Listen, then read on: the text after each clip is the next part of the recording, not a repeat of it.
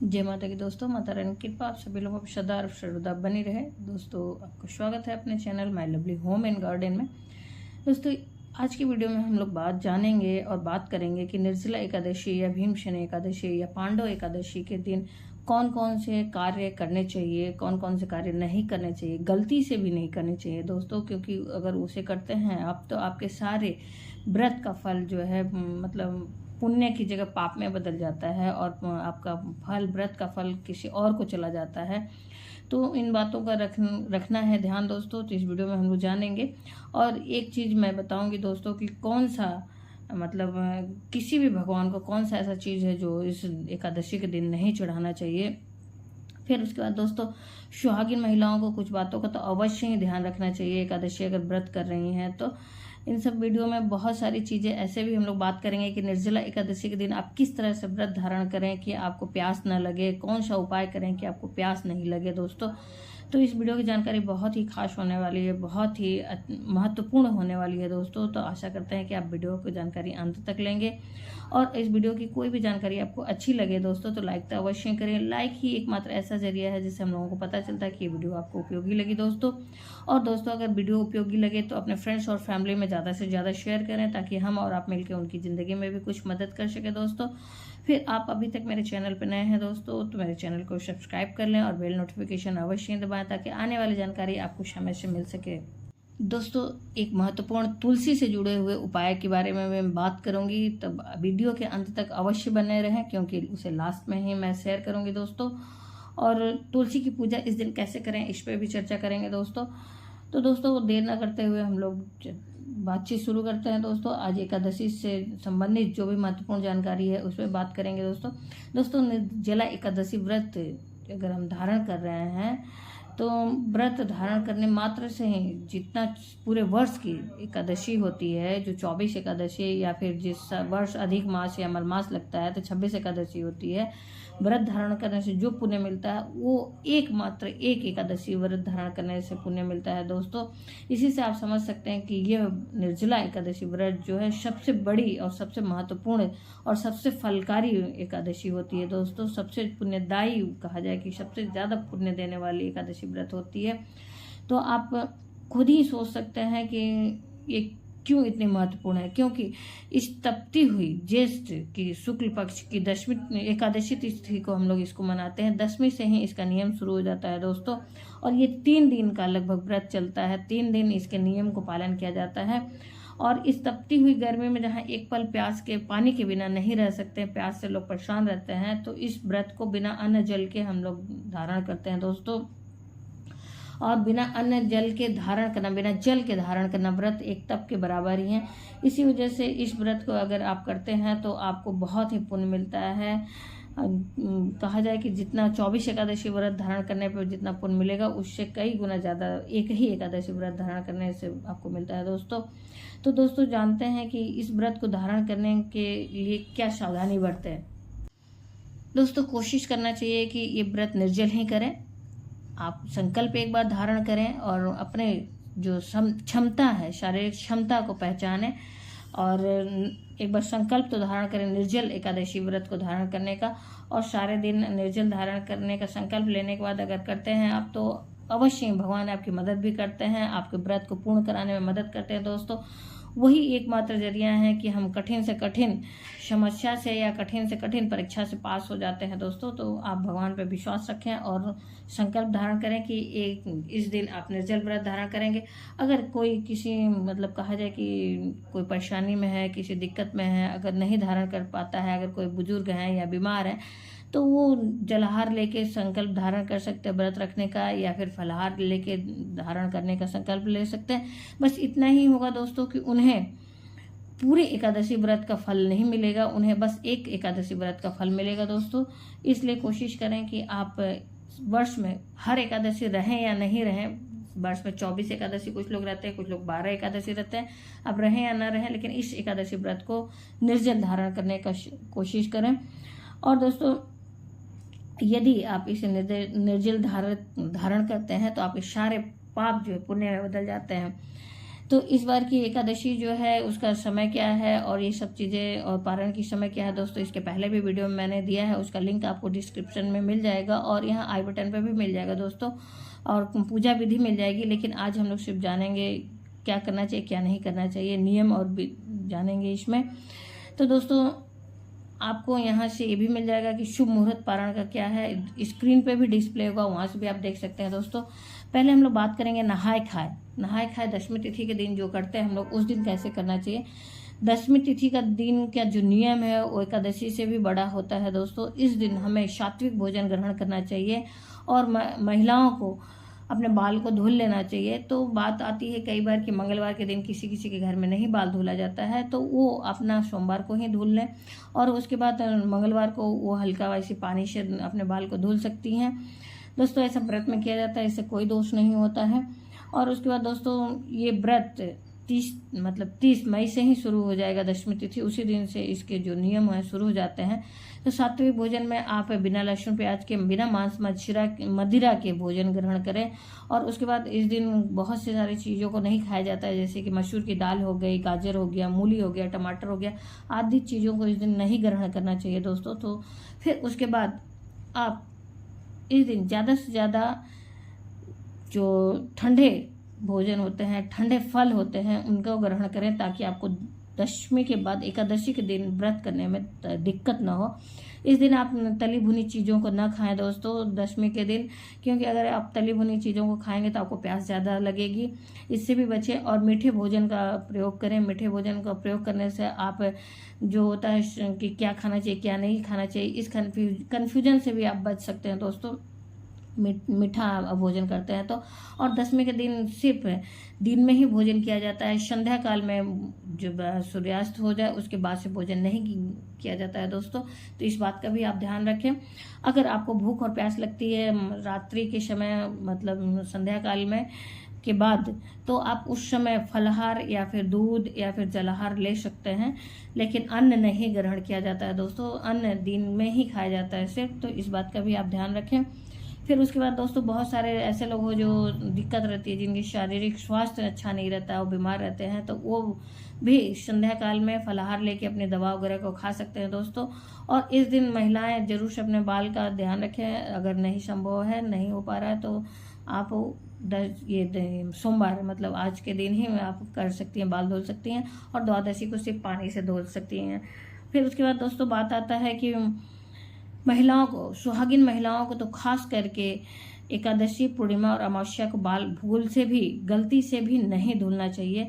इस दिन धुलने से बहुत ही पाप लगता है दोस्तों। लेकिन आधुनिकता का जो समय है उसमें लोग इस बात का ध्यान नहीं देते, ले ऐसा करती हैं तो उन्हें दंड भी भुगतना पड़ता है। आज बहुत सारी समस्याओं से और दिक्कतों से जाने अनजाने में लोग परेशान रहती हैं, जिससे पता नहीं चलता है कि कारण क्या है दोस्तों। तो इस बात का ध्यान अवश्य रखें कि हम ऐसा करके पाप न लें। फिर उसके बाद दोस्तों एकादशी के दिन आपको प्यास न लगे, इसलिए ब्रह्म मुहूर्त से पहले आप भोर में 3 बजे के आसपास से, सूर्योदय से पहले, आप ब्रह्म मुहूर्त में स्नान आदि के पहले पानी ग्रहण कर सकते हैं, जल को ग्रहण कर सकते हैं, क्योंकि हमारे शास्त्रों में सूर्योदय के बाद ही कोई व्रत मान्य होता है दोस्तों। तो आप उसमें जल ग्रहण कर सकते हैं। और उसके बाद पूजा में जो आचमनी का जल होता है उसे ग्रहण करने से कोई दोष नहीं लगता। आचमनी का जल बस इतना ही होता है कि मुख शुद्धि तक ही जाता है, वो गले तक, कंठ तक नहीं जाता है दोस्तों, तो उसे ग्रहण करने से कोई दोष नहीं लगता। इस बात का आप ध्यान रखें। इससे कोई शंका न मन में लाएं कि अगर हम आचमनी का जल ग्रहण करते हैं तो इससे हमारा व्रत टूट जाएगा। दोस्तों दशमी तिथि के दिन से ही आप दातुन से अपने दांत को साफ करें, दशमी को भी और उसके बाद एकादशी और द्वादशी को भी। अगर दातुन का व्यवस्था नहीं हो पा रहा तो कोशिश करें कि इस दिन आप नए जो ब्रश को और नए टंग क्लीनर का इस्तेमाल करें। व्रत के लिए आप अपना एक अलग से रख लें दोस्तों। फिर उसके बाद दोस्तों बहुत सारे लोग बचपन से ही एकादशी व्रत रहते हैं दोस्तों, तो उनके अकाउंट में कहा जाए कि बहुत एकादशी का पुण्य इकट्ठा हो जाता है, तो वो अपने किसी मृत परिजन के लिए एकादशी व्रत को दान दे सकते हैं। किसी ब्राह्मण के माध्यम से संकल्प लेके आप अपने सामर्थ्य के हिसाब से, जैसे 5 एकादशी का पुण्य आप दान दे सकते हैं, 11 या 21 का, आपकी स्वेच्छा पे निर्भर करता है कि कितना का पुण्य आप दान देंगे दोस्तों, आपके जो मृत परिजन हैं उनके लिए। तो ये सबसे बड़ा पुण्य होता है आज के दिन, ये इससे बड़ा पुण्य कुछ नहीं हो सकता दोस्तों। तो इसको भी आप कर सकते हैं। और आज के दिन विशेष करके भगवान के प्रिय वस्तु जो होते हैं, प्रिय रंग होते हैं, उसका ध्यान रखें। पीले वस्त्र, पीले फूल, पीले फल और पीले मिठाइयों का। फिर उसके बाद दोस्तों आज के दिन भगवान का पंचामृत अभिषेक अवश्य ही करें। फिर आप भगवान को भोग में गलती से भी एकादशी के दिन किसी भी भगवान को चावल अर्पित न करें दोस्तों। इस बात का विशेष ध्यान रखें, क्योंकि इस दिन चावल जो है, बोला जाता है कि चावल जो भी ग्रहण करते हैं, कोई भी अगर ग्रहण करता है तो वो बहुत बड़ा पाप लगता है दोस्तों। इसकी भी एक कहानी है, उस पर कभी चर्चा करेंगे। लेकिन आज के दिन आप भूल से भी चावल ग्रहण न करें और किसी भी देवी देवता की पूजा में चावल अर्पित न करें दोस्तों। बहुत से लोग शिव जी की पूजा करते हैं, उसमें अर्पित करते हैं, लेकिन एकादशी के दिन इस बात से आप बचें। और इसी प्रकार से एकादशी के दिन अगर खीर का भोग लगा रहे हैं तो चावल के खीर का भोग भगवान को न लगाएं। चावल का खीर का भोग अगर लगाते हैं तो बहुत बड़ा पाप लगता है दोस्तों। आपका सारा किया धरा पानी फिर जाएगा। इस बात का विशेष ध्यान रखें। इसी प्रकार से एकादशी, द्वादशी और दशमी के दिन चावल नहीं खाना चाहिए। बहुत ही गलत होता है, बहुत ही पाप मिलता है दोस्तों इससे। बात करते हैं दोस्तों एकादशी के दिन के दान का। एकादशी के दिन दान करना चाहिए, लेकिन आप अन्न का दान न करें, क्योंकि आज के दिन व्रत रहता है। तो व्रत के दिन अन्न का दान नहीं करना चाहिए। और अन्न का दान न करके आप उसकी जगह पे फल हो सकता है, सब्जी हो सकती है, और बहुत सारी चीज़ें हैं, उन्हें आप दान कर सकते हैं। वस्त्र हो सकते हैं, या ठंडा संबंधित बहुत सारी चीज़ों का दान कर सकते हैं। शरबत का दान कर सकते हैं, जल से भरे कलश का दान कर सकते हैं दोस्तों। बहुत सारी चीज़ें हैं जो उसके बदले में दान किया जा सकता है, और बहुत सारे दान करने के बाद पुण्य प्राप्त किया जा सकता है दोस्तों। फिर इसी प्रकार से आज के दिन माता तुलसी की पूजा के बारे में बात कर लेते हैं। माता तुलसी की पूजा के लिए बहुत भ्रम रहता है। माता तुलसी की पूजा इस दिन नहीं करना चाहिए। जल अर्पित करके या फिर भोग लगा के पूजा करेंगे तुलसी की, लेकिन सिर्फ और सिर्फ दीप और धूप दान करके उन्हें, मतलब कहा जाए कि कुछ भी नहीं चढ़ाएंगे, क्योंकि वो भी श्री हरि विष्णु जी के व्रत रखती हैं, के लिए व्रत रखती हैं, निराजल व्रत रखती हैं दोस्तों। तो इस बात का ध्यान रखें, उनको किसी भी चीज़ का भोग लगा के उनके व्रत को खंडित ना करें। फिर आप चंदन दान कर सकते हैं माता तुलसी को, और उनको तो चंदन दान करके आप जड़ में दान करें, उनकी तना में लगाएं, उनके पत्तों पे ना लगाएं दोस्तों। इस बात का ध्यान रखें, पत्तों पे सिंदूर या चंदन नहीं लगाया जाता है। तो इस तरह से आप इस बात का ध्यान रखें, मतलब पाप की जगह पुण्य को लें, पाप न बटोरें, गलती से भी गलती न करें। फिर बात करते हैं दोस्तों कि अगर कोई बुजुर्ग हैं, आपके घर में कोई बीमार हैं, तो उन्हें आप जलाहार या फलाहार करा सकते हैं। इस दिन हमें शयन भी नहीं करना चाहिए दोस्तों। एकादशी के दिन रात्रि जागरण और दिन के जागरण का नियम है, तो शयन नहीं करना चाहिए। तो बहुत सारे लोगों को नींद आते रहता है, तो वो क्या करें, अगर सोते हैं तो उनके सारे पुण्य को जटा नाम की राक्षसी जो है व्रत का पुण्य उसे चला जाता है। तो सोने से बचना चाहिए, झपकी भी नहीं लेना चाहिए। सारे दिन अपने आप को व्यस्त रखें, श्री हरि विष्णु जी के नाम का जाप करें, और अपने आप को किसी न किसी कार्य में अगर व्यस्त रखेंगे दोस्तों तो आपको नींद नहीं आएगी। अगर मान लीजिए नींद आ भी रही है, झपकी आ रही है, तो इसके लिए एक उपाय पहले से करके रखें। वो उपाय है तुलसी का। आप तुलसी के एक पत्र को अपने साथ रखें एकादशी के दिन और द्वादशी के दिन। इस दिन आप अपने साथ रखेंगे तो आपको नींद आती है या झपकी आती है तो उससे आप बच सकते हैं दोस्तों, उस पाप से बच सकते हैं। आपका पुण्य जो है त्रिजटा को नहीं जाएगा दोस्तों। अब बात करेंगे द्वादशी के नियम के बारे में। तो द्वादशी के दिन भी हमें चावल नहीं खाना चाहिए, और शुभ मुहूर्त, पारण का जो शुभ मुहूर्त है उसी में पारण करना चाहिए। तो अगर आपके घर में भोजन नहीं बन पाता है, घी से बना हुआ भोजन करते हैं, इस दिन भी लहसुन प्याज नहीं इस्तेमाल करेंगे दोस्तों, तो सात्विक भोजन ग्रहण करेंगे।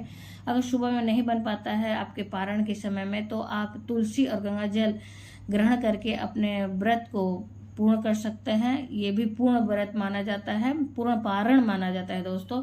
तो आप इस तरह से कर लें, और फिर जब आपका भोजन बन जाए तो आप भोग लगा के भोजन को ग्रहण कर सकते हैं। लेकिन दोस्तों एक बात का ध्यान रखें कि द्वादशी के दिन भी सारे दिन नहीं खाया जाता है। खाना चाहिए कि नहीं खाया जाता है, सिर्फ और सिर्फ दिन में एक बार खाया जाता है अन्न। तो इसके लिए आप अपने जो सुबह का भोजन है थोड़ा लेट खाएं, ताकि आपको दिन में भूख न लगे। अगर उसके बाद भी अगर आपको भूख लग रहा है तो आप फल और जल ले सकते हैं दोस्तों, अन्न नहीं लिया जाता है दिन में। और संध्या काल के बाद से आप शाम के समय से आप नॉर्मल लाइफ प्रतिदिन की तरह जिंदगी जी सकते हैं। और इस बात का भी ध्यान रखें कि आप चावल का इस्तेमाल इस दिन न करें। जो व्रत रहते हैं वो भी, जो व्रत नहीं रहते वो भी चावल इस दिन न खाएं। और दोस्तों एक बात का और ध्यान रखें कि आप अपने पारण को ग्रहण करने के पहले ब्राह्मण भोजन करा सकते हैं तो अति उत्तम है। अगर नहीं करा सकते हैं तो दान के लिए जो सीधा बोला जाता है उसे अवश्य निकाल दें। दान के लिए सीधा निकाल के ही अपने पारण करें। फिर उसके बाद एक बात और ध्यान रखने योग्य है दोस्तों कि तुलसी एकादशी के दिन तुलसी पत्र भी नहीं तोड़ा जाता है। तो इस बार बुधवार के दिन एकादशी पड़ रही है, उसके पहले मंगलवार पड़ रहा है, तो मंगलवार के दिन भी नहीं तोड़ा जाता है। तो इसलिए आप पहले ही सोमवार के दिन ही तुलसी पत्र को तोड़ के रख लें और कुछ थोड़ा मतलब कहा जाए कि 2-4-10 पत्ते तोड़ के रख लें ताकि आपके 2 दिन का काम चल जाए और आप अपने साथ रखने के लिए भी आपके पास तुलसी पत्र रहे। तो इस बात का विशेष ध्यान रखें और गलती से भी इन गलतियों को ना करें, वरना आपका सारा किया कराया पानी फिर सकता है। दोस्तों आशा करते हैं कि इस वीडियो की जानकारी आपको अच्छी लगी होगी, उपयोगी लगी होगी। दोस्तों अगर वीडियो उपयोगी लगी तो आप लाइक तो अवश्य करें और अपने फ्रेंड्स और फैमिली में ज़्यादा से ज़्यादा शेयर करें ताकि उनको भी हम लोग मदद कर सकें। और दोस्तों आप अभी तक मेरे चैनल पर नए हैं तो मेरे चैनल को सब्सक्राइब कर लें और बेल नोटिफिकेशन अवश्य दबाएं ताकि आने वाली जानकारी आपको समय से मिल सके। दोस्तों फिर मिलते हैं एक नई जानकारी के साथ नए वीडियो में। तब तक के लिए जय माता की, माता रानी की कृपा आप सभी लोगों को सदा और सर्वदा बनी रहे दोस्तों। और दोस्तों कोई भी सुझाव हो या फिर कोई भी प्रश्न हो तो आप कमेंट बॉक्स में अवश्य लिखें, मैं उनके प्रश्नों का उत्तर देने की कोशिश करूंगी। माता रानी के नाम का जयकारा अवश्य लगाए ताकि हम और आप मिलकर ब्रह्मांड में एक सकारात्मक ऊर्जा का संचार कर सके। दोस्तों धन्यवाद दोस्तों, फिर मिलते हैं एक नई जानकारी के साथ नए वीडियो में।